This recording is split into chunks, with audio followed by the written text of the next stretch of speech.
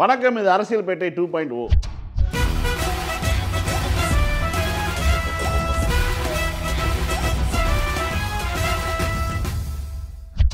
சமூக வலைத்தளங்களில் வரக்கூடிய செய்திகளுக்கு சமூக வலைத்தள மக்கள் அளிக்கக்கூடிய கமெண்ட்டுகளை உங்களுடன் பகிர்ந்து கொள்ளக்கூடிய நிகழ்ச்சி. குறிப்பாக நேற்றைக்கு முன்தினம் கர்நாடக மாநிலத்தினுடைய முதலமைச்சர் ஒரு வீடியோவை போட்டிருந்தார். பசவராஜ் பொம்மை 10 லேன், அதாவது மைசூர் பெங்களூர் நெடுஞ்சாலை 10 வழிச்சாலையாக மாற்றப்பட்டுள்ளது. இதெல்லாம் எங்கள் அரசினுடைய சாதனை. வந்தே பாரத் கீழே அந்த சாலை கீழே வந்தே பாரத் எக்ஸ்பிரஸ் போகுது அப்படின்னு சொல்லி ஒரு வீடியோ வெளியிட்டு, இது வெளிநாட்டில் கூட இப்படிலாம் இருக்காது, அப்படி இருக்குது, இது எங்கள் ஆட்சியினுடைய சாதனை அப்படின்னு சொல்லி ஒரு பெருமையாக ஒரு வீடியோ போட்டிருந்தார். தமிழ்நாட்டினுடைய சட்டசபை உறுப்பினர், திமுகவினுடைய ஐடி விங்கினுடைய செயலாளர் திரு டிஆர்பி ராஜா ஒரு ரிப்ளை பண்ணுறாரு. என்ன பண்ணுறாருன்னா, இது முதல்ல இந்த வீடியோ நல்லா பார்த்தீங்கன்னா, அது 6 வழிச்சாலை 6 வழிச்சாலையை 10 வழிச்சாலைன்னு சொல்லி ஒரு முதலமைச்சரே தப்பாக சொல்லலாமா அப்படின்னு ஒரு கேள்வியை கேட்டிருந்தார். அதாவது நீங்கள் ஒரு தவறான செய்தியை ஒரு முதலமைச்சரை பரப்பலாமா அப்படின்னு சொல்லி உடனே முதலமைச்சரை ஒரு கர்நாடக மாநிலத்தினுடைய எலெக்ஷனுக்காக பெர்ஃபார்மன்ஸ் பண்ணும்போது தமிழ்நாட்டிலேருந்து இப்படி ஒரு ரிப்ளை வரும். அதுக்கு பார்த்திங்கன்னா நூற்றுக்கணக்கான அது ரீட்வீட், அதாவது நிறைய பேர் ஷேர் பண்ண ஆரம்பிச்சிட்டாங்க. ஷேர் பண்ண ஆரம்பிச்சதுக்கப்புறம் இது செய்தி ஆயிருமோ என்னமோன்ட்டு உடனே அந்த கட்சியினுடைய அகில இந்திய பொறுப்பாளர் இருக்கக்கூடிய பிஎல் சந்தோஷ் வரார். சர்வீஸ்லாம் பாருங்கள், மொத்தம் 10 வழிச்சாலை, அவங்களுக்குலாம் அறிவு இருக்கா இல்லையா அப்படின்னு சொல்லி ரிப்ளை போட்டிருந்தாங்க. இதில் நம்ம கேட்க வேண்டிய கேள்வி என்னென்னா, ஒரு நெடுஞ்சாலை அப்படின்னா இரட்டை, ஒரு பக்கம் 2 வாகனங்கள் போகக்கூடிய இருக்கும், அது 4 வழிச்சாலை. இந்த 2 பக்கமும் 2 2 4 அப்படின்னு சொல்லலாம்.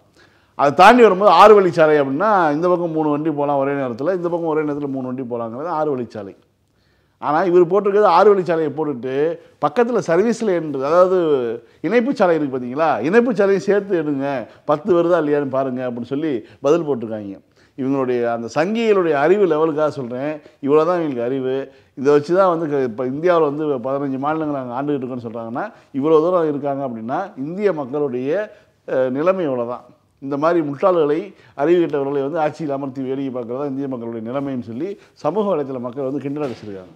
இதில் எப்படி ஒரு சம்பவம் நடந்துட்டு இருக்கும்போது தான் என்ன பண்ணுறாரு, டிஆர்பி ராஜா பதில் சொல்கிறதுக்காக அந்த சாலையினுடைய ஆணை பணிகள் இருக்குது பார்த்தீங்களா, எவ்வளவு மதிப்பீடு, திட்ட மதிப்பீடு எவ்வளவு, அது எத்தனை வழி சாலை அப்படின்னு சொல்லி அரசு வெளியிட்ட அந்த அறிக்கையவே எடுத்து போட்டார். இவ்வளோ தான் பார்த்துக்குங்க. நீங்களே என்ன சொல்லி ரோடு போட்டிருக்கீங்கன்னா 6 வழிச்சாலை, 6 லேன் தான் சொல்லி போட்டிருக்கீங்க. ஆனால் வெளியில் 10 லேன்னு சொல்லிக்கிறீங்களே, எதுக்கு இந்த வெட்டி விளம்பரம், இந்த பொழப்பு தேவையா அப்படிங்கிற மாதிரி திரும்ப ஒரு கேள்வியை கேட்டிருக்காரு. அதுக்கு அவங்க பதிலே சொல்லலை. தமிழ்நாட்டிலிருந்து சிபி ராதாகிருஷ்ணன், கோயம்புத்தூர் சேர்ந்த முன்னாள் நாடாளுமன்ற உறுப்பினர், அவர் கவர்னராக போட்டிருக்காங்க. ஜார்க்கண்ட் மாநிலத்தினுடைய கவர்னராக நியமிக்கப்பட்டிருக்கார். ரொம்ப நாளாக எல்லோரும் எதிர்பார்த்துட்டு எச் ராஜாவுக்கு ஒன்றும் காணா. எல்லோரும் வாயில் துண்டை கவிக்கிட்டு போய் என்னன்னே இப்படி ஆகிப்போச்சு அப்படின்னு சொல்லி வரிசையாக அவர் துக்கம் சரிஞ்சிட்டு இருக்காங்க. அவர் இந்த கவலையெல்லாம் வெளிக்காட்டிக்காமல் நேற்று என்ன பண்ணியிருக்காரு, ஒரு ட்வீட் போட்டிருக்கார். சக நிர்வாகியும் நீண்டகால நண்பருமான அன்பு சகோதரர் திரு சிபி ராதாகிருஷ்ணன் அவர்கள் ஜார்க்கண்ட் மாநில ஆளுநராக நியமிக்கப்பட்டிருப்பதில் மகிழ்ச்சி அடைகிறேன். அவர் ஏற்றுக்கிட்டு பொறுப்பில் வெற்றியடைய வாழ்த்துகிறேன் அப்படின்னு சொல்லி போட்டுட்டு ஓன்னு உட்காந்து அழுதுருப்பார்னு நினைக்கிறேன். ஒரு வாழ்த்து செய்தியை போட்டிருந்தார். சரி, அதுக்கு ரிப்ளைலாம் வந்திருக்கும் இல்லையா, அவர் போட்ட அந்த வாழ்த்து செய்திக்கு என்ன மாதிரிலாம் ரிப்ளை வந்திருக்குன்னு 3/4 நாள் கழித்து ஊரெல்லாம் வாழ்த்தி முடித்த பின் ஒரு ட்வீட் போடும்போது தெரிகிறது உங்களுக்கு எவ்வளவு மகிழ்ச்சி என்று.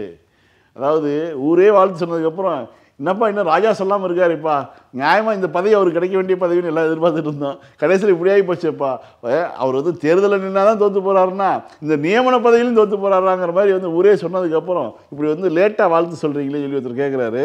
உன் கூட இருந்தவன், உனக்கு அடுத்து வந்தவங்கலாம் கவர்னர், மாநில தலைவர் ஆகிட்டு இருக்காங்க, நீ என்னடா கரும்பு தின்னு ஃபோட்டோ போட்டுக்கிட்டு இருக்க அப்படின்னு சொல்லி ஒருத்தர் கிண்டல் பண்ணியிருக்காரு. வரிசையாக என்ன கேட்குறாங்கன்னா, ஊரில் இருக்கிற பாஜகக்காரன் பூரா ஆளுநர், ராஜ்யசபா உறுப்பினர், ஒன்றிய இணையமைச்சர்னு பதவி கிடைக்குது, உங்களுக்கு கட்சியில் கூட ஒரு பதவி தர மாட்டுறாங்க, அதை நினச்சா ரொம்ப வருத்தமாக இருக்குது தலை அப்படிங்கிறாங்க. ஊருக்கே வாழ்த்து சொல்கிற உங்களுக்கு ஒரு நல்லது நடக்க மாட்டேங்குதுன்னு நினைக்கிறப்ப நமக்கே வருத்தமாக இருக்கே, பாவம் அவரு. அந்த வேதனை இருக்கே தம்பி, வேதனை அப்படின்னு சொல்லி அவர் கண்ணீர் விட்டு சிந்துற மாதிரி ஒரு ஃபோட்டோ ஒருத்தர் போட்டிருக்காங்க. பாவம் சார், நீங்கள் பழம் பழுக்கும்னு நினச்சி காத்திருந்து வெடிச்சது பஞ்சு மட்டும் இல்லை, அந்த குருவியோட குட்டி நெஞ்சும் தான் அப்படின்னு சொல்லி ஒரு ஃபோட்டோ போட்டிருக்காங்க. இப்படி ஊரே சேர்ந்து ஒருத்தருக்கு, அதாவது இப்போ எச் ராஜாவுக்கு பதவியை பிடுங்கினா கிண்டல் பண்ணலாம், பதவி கொடுத்தா கூட கிண்டல் பண்ணலாம். சம்பந்தமே இல்லாமல் சிபி ராதாகிருஷ்ணனுக்கு பதவி கொடுத்ததுக்கு ராஜா வந்து கழுவி ஊற்றுறாங்களே, இழுத்து வம்புழுக்கிறாங்களே, பாவம் இல்லையா அவர்? வாசம் இல்லா மலருது வசந்தத்தை தேடுதுன்னு சொல்லி வீட்டு வாசலில் உட்காந்து கரும்பு கடிக்கிற ஃபோட்டோ எடுத்து போட்டிருக்காங்க. இந்த மாதிரிலாம் ஒரு விசேஷ நாளில் வந்து இப்படிலாம் வந்து ஒரு ட்ரெண்டாக ஃபோட்டோ போகிறோன்னு சொல்லி போட்டு மாட்டிக்கிறாரு. இப்போ வந்து ஏதோ எந்த வேலையும் இல்லாமல் வேலை வெட்டி இல்லாமல் வந்து உட்காந்து கரும்பு சாப்பிட்டுட்டு இருக்காரு அப்படிங்கிற மாதிரி அந்த ஃபோட்டோவை பயன்படுத்துகிறாங்க. உங்களை நினச்சாதான் நெஞ்சு பொறுக்குது இல்லையே, காலம் முழுவதும் ஆன்டி இண்டியன், இவங்க லிஸ்ட், தேச துரோகி, ஹைகோர்ட் ஆகுது டேஸ் ஆகுது என்று புலம்ப வச்சுட்டாங்களே உங்களை அப்படின்னு சொல்லி ஒரு வருத்தப்படுறாங்க. இப்படி தானே வந்து நேரடியாக ஃபோனில் எத்தனை பேர் கேட்டிருப்பாங்க. இவங்களாம் வந்து சமூக வலைத்தள மக்கள் கேட்குறாங்க. ராஜாவுக்கு ஃபோன் பண்ணி எத்தனை பேர் கேட்டிருப்பாங்க. நாங்கள் சின்ன பிள்ளையா இருக்கிறதுலேருந்து பார்த்தீங்கன்னா நீங்கள் தான் வந்து காவி துண்டை போட்டு சுற்றிட்டு இருக்கீங்க, ஆனால் உங்களுக்கு பதவி கிடைக்க மாட்டேங்குது அப்படின்னு எத்தனை பேர் கேட்டிருப்பாங்க. ஜோசியர் சொல்கிறாராம், நான் ஜோசியம் பார்த்தது ஸ்டாலினுக்குன்னு நினச்சியா உனக்கு அப்படின்னு. ஏன்னா வந்து ராஜா ஒரு தடவை சொன்னார், 12 கட்டத்தையும் அலசி பார்த்துட்டேன், ஸ்டாலினுக்கு முதலமைச்சராக கூடிய யோகமே இல்லை அப்படின்னு சொல்லி பேசினார். அதுதான் வந்து அந்த அந்த சொன்ன வார்த்தையை வந்து இப்போ எடுத்து காட்டுறாரு. அந்த ஜோசியர் சொல்கிறாராம், நான் ஜோசியம் பார்த்தது ஸ்டாலினுக்குன்னு நினச்சியா உனக்கு, ஒரு எம்பியாக கூட உனக்கு யோக்கியதை இல்லை அப்படிங்கிறத வந்து எடுத்து போட்டிருக்காங்க. சட்டை கிழிஞ்சிருந்தா தச்சு முடிச்சிடலாம், நெஞ்சு கிழிஞ்சிருச்சு எங்கே முறையிடலாம் அப்படின்னு சொல்லி ஒரு சோகப்பாட்டை டெடிகேட் பண்ணியிருக்காங்க ராஜாவுக்கு. உங்களோட ஜூனியர் தமிழிசை ராதாகிருஷ்ணன் எல்லாம் ஆளுநர் ஆகிட்டாங்க. நேற்று வந்து அண்ணாமலை கட்சித் தலைவர் ஆகிட்டார். சின்ன பொண்ணு ஹைகோர்ட் நீதிபதி ஆகிட்டாங்க. உனக்கு ஒரு ஹைகோர்ட் தவாலி போஸ்டிங் கூட கிடையாது. எல்லோரையும் ஆன்டி இண்டியன் பேசுகிற உன்னையவே கட்சி ஆன்டி பிஜேபி நினைக்கிறாங்க அப்படின்னு சொல்லி ஒரு இதை போட்டிருக்காங்க. இப்படி தான் வந்து அவர் வந்து சீண்டி விளையாடுறாங்க. ஊரில் எவனுக்கு கல்யாணம் நடந்தாலும் இங்கே வந்து கேட்பாங்க, இல்லை சாப்பாடு இருக்கா, உன் கல்யாண சாப்பாடு எப்போ அப்படின்னு சொல்லி கல்யாணம் ஆகாத வெறுப்பேற்றுவாங்க பார்த்தீங்கன்னா, அது மாதிரி வந்து ஒரு சம்பவம் நடந்துக்கிட்டு இருக்குது. பாவம் ராஜா. இந்தியா புதிய உயரங்களை தொட்டுள்ளது அப்படின்னு சொல்லி மோடி சொல்லியிருக்காரு. இந்தியா புதிய உயரங்களை தொட்டு அதையும் கடந்து சென்று கொண்டிருக்கிறது. ஏரோ இந்தியா நிகழ்ச்சி இந்தியாவின் திறனுக்கு ஒரு எடுத்துக்காட்டு. 100 நாடுகள் இந்த நிகழ்ச்சியில் பங்கேற்றிருப்பது இந்தியா அவர்கள் மீது வைத்திருக்கும் நம்பிக்கையை காட்டுகிறது. இதனால் வரை இராணுவ தளவாடங்களை இறக்குமதி செய்து கொண்டிருந்த இந்தியா இப்போது 75 நாடுகளுக்கு ஏற்றுமதி செய்கிறது. பாதுகாப்பு துறையின் சந்தையாக இருந்த இந்தியா இப்போது அந்த துறையில் முன்னணியாக இருக்கும் நாடுகளோடு கூட்டு சேரும் அளவுக்கு வளர்ந்திருக்கிறது அப்படின்னு சொல்லி பெங்களூரில் பேசியிருக்காரு. எதுக்கு இந்த பெர்ஃபார்மன்ஸ்னால், கர்நாடகா எலெக்ஷன் வருது, அதனால தான் உருட்டுறாரு. பெங்களூரில் தான் இந்த இது நடக்கும். அதை வந்து கரெக்டாக வந்து இவர் மோடி கலந்துக்கிறாரு. இதுக்கு முன்னாடி கலந்துக்க மாட்டாங்க, இப்போ மோடியே கலந்துக்கிட்டு இந்தியா பயங்கரமாக இருக்குது, இந்தியா பயங்கரமாக இருக்கிறது காரணம் பாஜக அப்படின்னு சொல்லிட்டு இருக்காங்க. இன்னொரு பக்கம் பார்த்திங்கன்னா வரக்கூடிய பட்டியல் பூரா வந்து இந்தியா வந்து வீழ்ச்சியை நோக்கி சென்று இருக்குது. ஏன்னா 2019ஆம் ஆண்டுக்கு பிறகே வந்து மிகப்பெரிய வீழ்ச்சியை நோக்கி போயிருக்கணும். அந்த கொரோனா வந்தனால அவங்க தப்பிச்சுக்கிட்டாங்க. அந்த கணக்குகளை வந்து எல்லா இவங்களுடைய தவறுகளையும் கொரோனாவை காரணம் காட்டி தப்பிச்சுக்கிட்டாங்க. இப்போ மீண்டும் வந்து அதை நோக்கி போயிட்டுருக்குங்கிற செய்தியெல்லாம் வந்துகிட்டு இருக்குது. இந்த நேரத்தில் வந்து எலெக்ஷன் நேரத்தில் பிரச்சாரம் பண்ணணும் இல்லையா, அதனால் பேசுகிறாரு. சமூக வலைத்தள மக்கள் மோடிக்கு என்ன பதில் சொல்லியிருக்காங்கன்னு பார்ப்போம். இந்தியா அன்றிலிருந்து இன்று வரை பல உயரங்களை தொட்டு தாண்டி கொண்டு தான் இருக்கிறது. அந்த உயரத்தை கட்டுப்படுத்துவதிலும் மட்டுப்படுத்துவதிலும் கீழ்நோக்கி இழுப்பதிலும் பாஜக RSSின் பங்கு பெருமளவில் உள்ளது என்பதுதான் இன்றைய கால கணிப்பின் முடிவு. எனவே பாஜக அன்று பிரதமர் பீத்தல் தேவையில்லை அப்படின்னு சொல்லி ஒருத்தர் போட்டிருக்காரு. உண்மைதானே, இந்தியா பல சாதனைகளை பண்ணிட்டு இருக்குது உண்மைதான். ஆனால் வந்து அதை பண்ண விடாமல் பண்ணுறதே நீங்கள் தாயா அப்படிங்கிறது தான் வந்து அவருடைய கருத்தாக இருக்குது. அதானிக்கு நாட்டை விட்டுறது தானே இந்த 9 வருடத்தில் எத்தனை பொதுத்துறை நிறுவனங்களை உருவாக்கி இருக்கிறார். வடை சுடுவதை நிறுத்தப் போவதும் இல்லை, எப்போதும் போல அவர் சுட்டுக்கிட்டே தான் இருக்க போகிறாரு அப்படின்னு சொல்லி ஒருத்தர் போட்டிருக்காரு. மோடி வந்து ஒரு வடை மாஸ்டராகவே இருக்காங்க. வடை சுடுறாருன்னு. கடன் சுமை, வறுமை, வேலைவாய்ப்பின்மை, அதாவது கம்போடியாவை பின்னுக்கு தள்ளி புதிய உயரத்தை நோக்கி சென்று கொண்டிருக்கிறது. அதாவது பாகிஸ்தானை விட மோசமான ஒரு நிலைமையில் இந்தியா இருக்குது பொருளாதார ரீதியாக. இப்போ வங்காளதேசம் வந்து நம்ம வந்து நம்மகிட்ட வந்து வாங்கிட்டு சாப்பிட்டுட்டு இருந்த ஒரு நாடு, நம்மகிட்ட வந்து வங்காளத்திலிருந்து அகதிகளாக இந்தியாவுக்கு வந்து இருந்த ஒரு நாடு இன்றைக்கி வந்து எங்கேயோ போயிடுச்சு இந்தியாவை கடந்து. அது மாதிரி ஒரு நிலைமையும் போயிட்டுருக்குங்கிறத வந்து சொல்கிறார் ஒருத்தர். கம்போடியாவை விட பின்னாடி வந்து வறுமை கோட்டில் வந்து நம்ம பின்னாடி போயிட்டோம் அப்படிங்கிறத எடுத்து சொல்கிறாரு. புதிய உயரங்களை கடந்து இந்தியா சென்று கொண்டிருக்கிறது ஷேர் மார்க்கெட் பித்தலாட்டங்களில் அப்படின்னு சொல்லியிருக்காரு. ஏன்னா ஷேர் மார்க்கெட்டில் வந்து அதானி பண்ண அந்த மோசடித்தனத்தை அம்பலப்படுத்தவும் வந்து அவருடைய பங்கு வீழ்ச்சி அடைஞ்சது இல்லையா, அதுக்காக சொல்கிறார். எஸ், உங்களுடைய தொப்பியை போன்று இதற்கு முன் இந்திய பிரதமர் யாரும் அணிந்ததில்லை. இத்தனை தொப்பி மட்டும் பார்த்தீங்கன்னா ஒரு 200 வகை தொப்பி போட்டிருப்பார் மோடி. என்ன தொப்பின்னு கண்டா விதவிதமான தொப்பிகளை போட்டுக்கிட்டு இருக்காரு. இந்த நிகழ்ச்சியில் கூட ஒரு தொப்பியை போட்டு தான் பேசியிருந்தார். அதான் எடுத்து காட்டுறாங்க. கேஸ் சிலிண்டர் விலை தான் உயர்ந்து கொண்டே இருக்கிறது, வேலை இல்லாத திண்டாட்டம் தான் உயர்ந்து கொண்டே இருக்கிறது, நாட்டின் கடன் தான் உயர்ந்து கொண்டே போகிறது, உங்கள் ஓனர் தான் உயர்ந்து கொண்டே போனார் அப்படின்னு சொல்லி அதானி இருக்கிறாங்க. ஏன்னா மோடி வந்து பார்லிமெண்ட்டில் வந்து உட்காந்தாலே அதானின்னு தான் எதிர்கட்சிகளுக்கு சத்தம் போடுறாங்க. அதுதான் இவர் சொல்கிறார், உங்களுடைய ஓனர் வந்து உயர்ந்து கொண்டே போகிறாரு அப்படின்னு சொல்லி. ஊழலில், மோசடியில், அடக்குமுறையில், மதவெறி படுகொலையில், ஏழைகளின் எண்ணிக்கையில் இதன் விளைவாக உலக பணக்காரர் எண்ணிக்கையில் அப்படின்னு சொல்லி ஒரு லிஸ்ட்டை போட்டிருக்காங்க. இதில் தான் இந்தியா வந்து உயர்ந்துட்டு போகுது, ஊழலில் போகுது, மோசடியில் போகுது, அடக்குமுறையில் போகுதுன்னு சொல்லி ஒருத்தர் போட்டிருக்காரு. February 14 வேலண்டைன்ஸ் டே, காதலர் தினம். காதலர் தினம் வந்து குறிப்பாக இந்தியாவில் அப்படி ஒரு டே இருக்குது, அதை செலிப்ரேட் பண்ணலாம் அப்படிங்கிறதுலாம் 91க்கு பிறகு நவீன அந்த உலகத்தினுடைய அந்த பொருளாதார உலகமாக மாறியதுக்கு பிறகு, உலகமயமாக்கல் நிகழ்ந்ததுக்கு பிறகு வந்த ஒரு விஷயம். ஆனாலும் அது வந்து ஒரு மோசமான விஷயம் கிடையாது. பல விஷயங்கள் வந்து உலகமயமாக்கலில் வந்திருந்தாலும் இது வந்து ஒரு காதலர்களுக்கான ஒரு தினமாக கொண்டாடப்படுகிறது. இதுக்கு ஒரு காரணம்லாம் இருக்குதுன்னு வச்சுங்களேன். எத்தனையோ கொண்டாடுறோம், எதையோ கொண்டாடுறாங்க. எதையோ சொல்லப்பட்டது, எப்பயோ ஒருத்தர் பிறந்திருக்காரு, எப்பயோ இருக்காருன்னு சொல்லி அதை கொண்டாடக்கூடிய ஒரு சூழல்லாம் இங்கே இருக்குது. அதே மாதிரி பண்டிகைகள், தமிழில் பார்த்திங்கன்னா இந்துக்களுக்கான பண்டிகைகள், கிறிஸ்துவர்களுக்கான பண்டிகைகள்னு வந்து எவ்வளோ பண்டிகைகள்லாம் இருக்குது. அது மாதிரி இதுவும் இருந்துட்டு போட்டுமே அப்படிங்கிற மாதிரி வந்து ஒரு இதாகிடுச்சு. ஆனால் பார்த்திங்கன்னா இந்த 15 நாளில் வந்து முதல்ல காதலர் தினம் வந்தது. அதுக்கு பிறகு வந்து இப்போ வந்து பார்த்திங்கன்னா ப்ரப்போஸ் டே, ஹக் டே, ரெட் ரோஸ் டே, என்னென்னமோ வருது வரிசையாக. சரி, ரைட், ஓகே, இதெல்லாம் ஒரு வணிகமாக மாறினாலும் இந்த காதலர் தினத்துக்கான சிறப்பு என்பது அது அவர்களுக்கான ஒரு நாளாக இருக்குது. அந்த ஒரு காதலிக்கக்கூடிய அந்த பருவத்தில் இருக்கிறவர்களுக்கு ஒரு கொண்டாடமான ஒரு விஷயமா இருக்கும். அன்றைக்கு மட்டும் வந்து தினமும் வந்து அவர்கள் வந்து காதலருக்கான தினமாக இருந்தாலும் அன்றைக்கு வந்து அவர்கள் வந்து ஒரு மகிழ்ச்சியாக உணர்கிறார்கள்னா இருந்துட்டு போட்டோம், நல்லா இருக்கட்டும் அப்படின்னு நம்ம நினைக்கிறோம் இல்லையா? ஆனால் சில மூளைகளுக்கு மட்டும் அது வராது. இவன் மட்டும் ஏன் நல்லா இருக்கான், இவங்க மட்டும் ஏன் நல்லா இருக்காங்க அப்படிங்கிற ஒரு அந்த மோடியினுடைய ஆட்சி காலத்தில் எவனுமே நல்லா இல்லைங்கிறது வேறு விஷயம். ஆனால் மோடி கூட இருக்கவங்க நல்லா இருக்காங்க பார்த்தீங்களா, அவங்கள பார்த்து பொறாமை வராது. மோடி யாரெல்லாம் ஆதரிக்கிறாரோ அவர்களை பார்த்து பொறாமை வராது.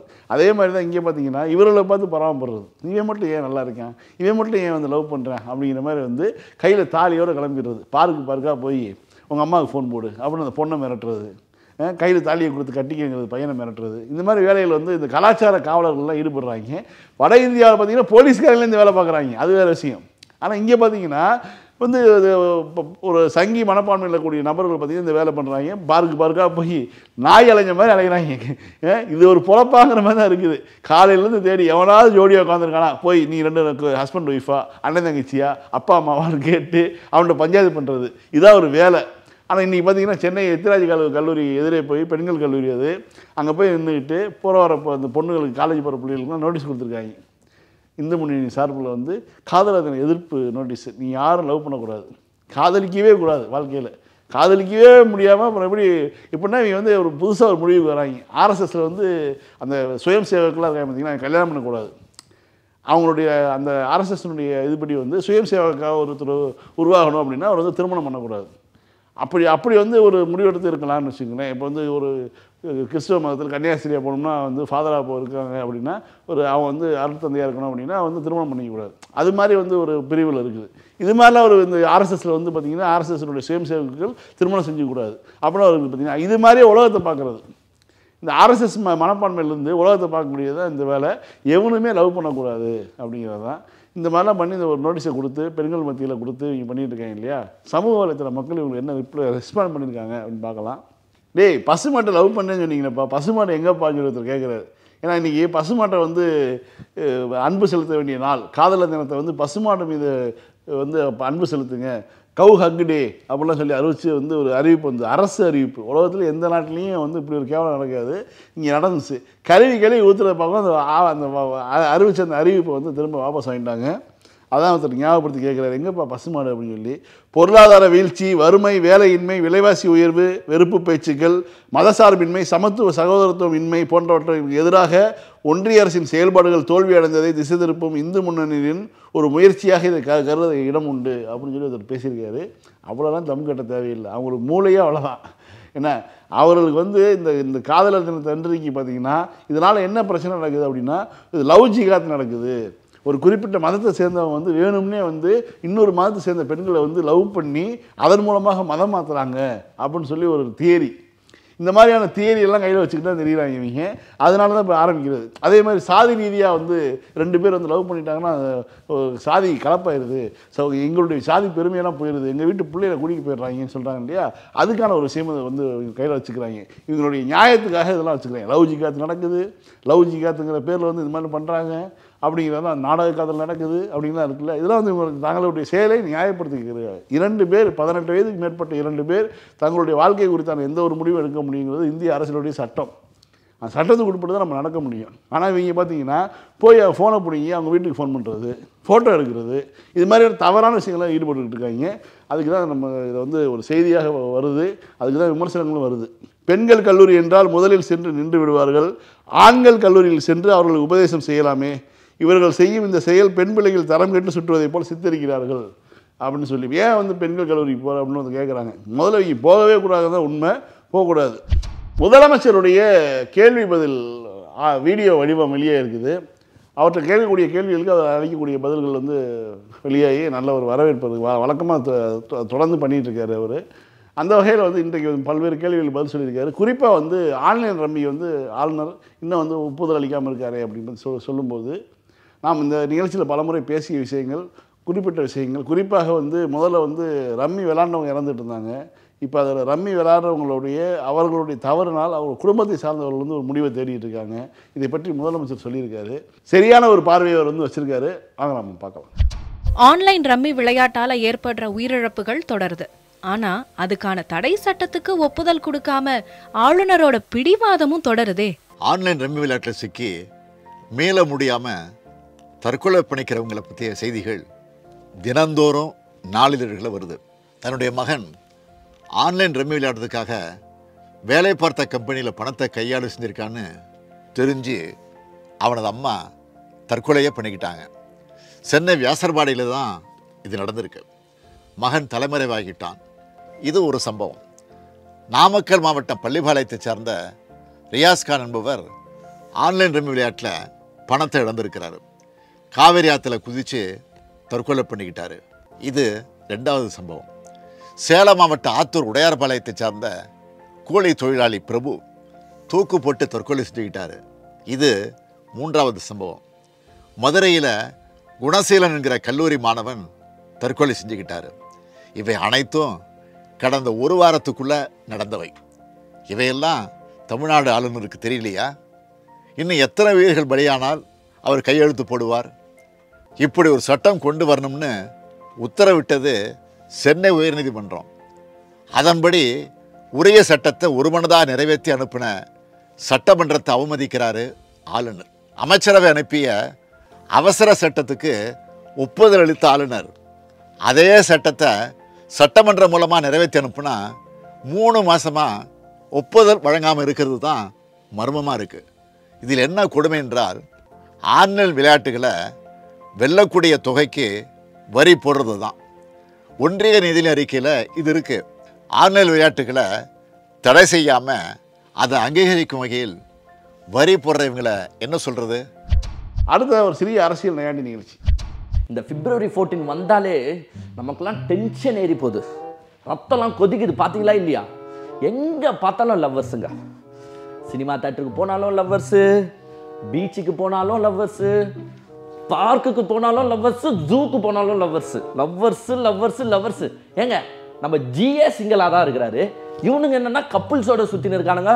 விடக்கூடாது, விடவே கூடாது. சிங்கிள் பாய்ஸ், உங்கள் கஷ்டம் எங்களுக்கு நல்லாவே தெரியுது. உங்களுக்காக தான் நாங்கள் இருக்கோம். அதனால தான் கவ் ஒர்க் டேன்னு ஒன்று ஸ்டார்ட் பண்ணியிருக்கோம். மாடை கட்டிப்பிடிங்க, முத்தம் கொடுங்க, ஃபோட்டோ எடுங்க, அனுப்பி ஷேர் பண்ணுங்க. நம்முடைய ஒற்றை நோக்கம் என்ன?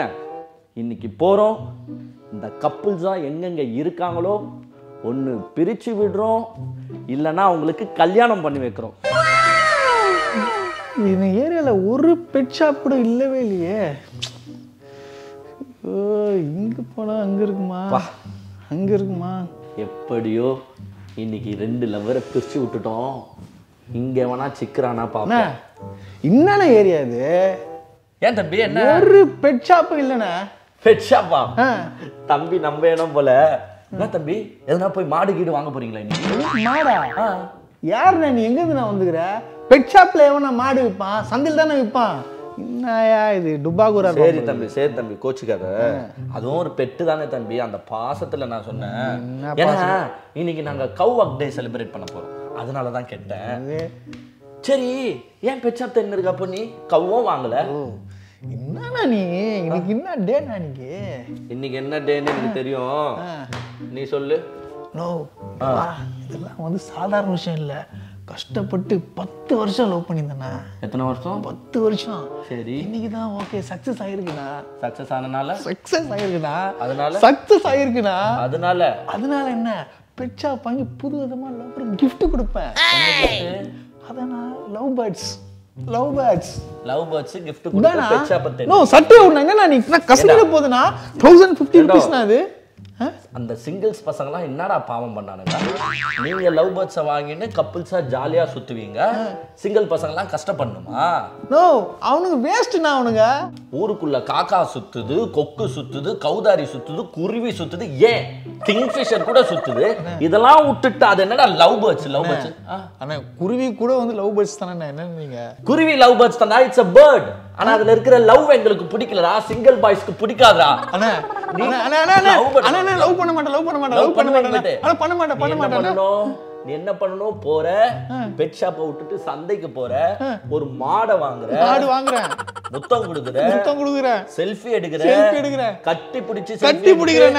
அண்ணனுக்கு அனுப்ப மாட்டேன். அனுப்புறேன். ஓடு சந்தைக்கு. லவ் கேக்குது. லவ்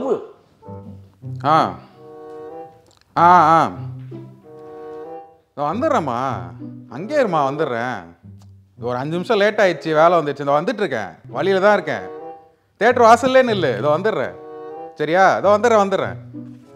தேட்டர் வாசல்ல பாத்தீங்களா இந்த லவ்வர்ஸ் தொல்லை எப்படிலாம் போகுது பாத்தீங்களா? தேட்டர் வாசல்ல நின்னுது லவ்வர், இவன் இங்க இருந்து போன் போட்டு தேட்டர் வாசல். ஐயா லவ்வரா? எங்க அம்மா நின்னுட்டு இருக்காங்கப்பா தேட்டருக்கு வெளியே. அம்மாவா? ஆமா, ஃபேமிலியோட இன்னைக்கு படத்துக்கு போறோம். ஃபேமிலியோட படத்துக்கு போறீங்க? ஆமா. இல்ல இவெல்லாம் அம்மா கிட்ட பேசுற மூஞ்சா, இந்த மூஞ்ச பார்த்தாலே தெரியல எத்தனை பொண்ணோட வாழ்க்கை இவன் கெத்திருப்பான்னு தெரியாது. ஓ, இந்த மூஞ்ச பார்த்தா அப்படி தெரியுது, இந்த மூஞ்ச பார்த்தா அப்படி தெரியல.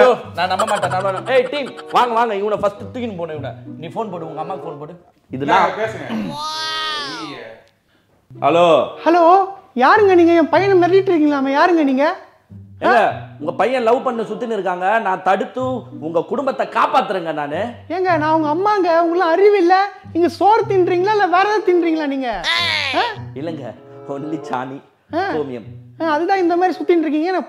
பிப்ரவரி 14 வரக்கூடாது. யார்கிட்ட பேசாலும் போயிட்டு அவனை போயிட்டு சண்டை போடுறது. இன்னொரு 5 நிமிஷத்துல போன கொடுங்க, செருப்பு பிஞ்சு கொண்டாய. Okay I'm happy. தேங்க்யூ. அம்மாதான்ப்பா, நல்ல அம்மா தான். ஹாப்பியாக அட்வைஸ் பண்ணாங்க, வேற எதுவும் இல்லை. என்ன பண்ணிருப்பாங்கன்னு எனக்கு தெரியும்ல. நல்ல பையன் தான். அப்போ கண்ணே கட்டி போச்சியா. என்ன கேள்வி அம்மா. தலைவா இங்கதான் இருக்கியா தலைவா? என்ன தலைவா, உன ஊரெல்லாம் தேடுகிறேன் தலைவா. என்னடா வாண்டடா வந்து ஒரு ஆடு சிக்குது? அது ஒண்ணுல தலைவா, பிப்ரவரி 14 வந்தாலே போதும் தலைவா. அவன் ஃபிகர் கூட சுத்தினுகிறான் தலைவா. நான் 15 வருஷமா சும்மா சுத்தினுகிறேன் தலைவா. நானு 15 வருஷமா சும்மா சுத்தினுக்கிறியாடா? ஆமா தலைவா. ஒரு லவர் மாட்டலையா உனக்கு? 15 வருஷமா இந்த கண்ணாடி போட்டுன்னு சுத்துறியா? ஆமா தலைவா. அப்புறமா உனக்கு எப்படா லவர் மாட்டோம்? ஏண்டா இந்த கண்ணாடிக்கும் டிஷர்ட்டுக்கும் ஜோக்கர் மாதிரியா இருக்குடா. என்ன தலைவா ஜோக்கர் தலைவா? எதுக்குடா அண்ணனை தேடி வந்த? எனக்கு நீதான் தலைவா உதவி பண்ணணும். என்ன உதவி பண்ணும்? அது ஒண்ணுல தலைவா, நீங்க தான் வந்து யாரு ஜோடியா போனாலும் சேர்த்து வச்சிருக்கணும் தலைவா. ஜோடியா போனா கல்யாணம் பண்ணி வைப்போம்ல அன்னைக்கு. அந்த மாதிரி வந்து என்ன எதையாச்சும் செட்டப் பண்ணி கல்யாணம் பண்ணிட்டீங்கன்னா கொஞ்சம் நல்லா இருக்கும் தலைவா. சிங்கிளாடா இருக்க, ஜோடி எங்கடா? ஜோடி இல்ல தலைவா, அதான் தலைவா வந்துக்கிறேன். ஜோடியா இல்லாம வந்துட்டு கல்யாணம் பண்ணி வைங்கன்னு சொல்றீங்க. என்னன்னா அந்த மாதிரி வேலை பாக்குறீங்க. சேர்த்து வச்சு தலைவா யாரு கிடையாது தலைவா. 90s கிட்ஸ் தலைவா. 90s பசங்களுக்கு இதே வேலையா தலைவா. 90s கிட்ஸ் தலைவா. கல்யாணம் பண்ணி வை நம்ம உயிரை ஏத்துறாங்க. மீண்டும் நாளை இரவு 9:30 மணிக்கு சந்திப்போம். நன்றி, வணக்கம்.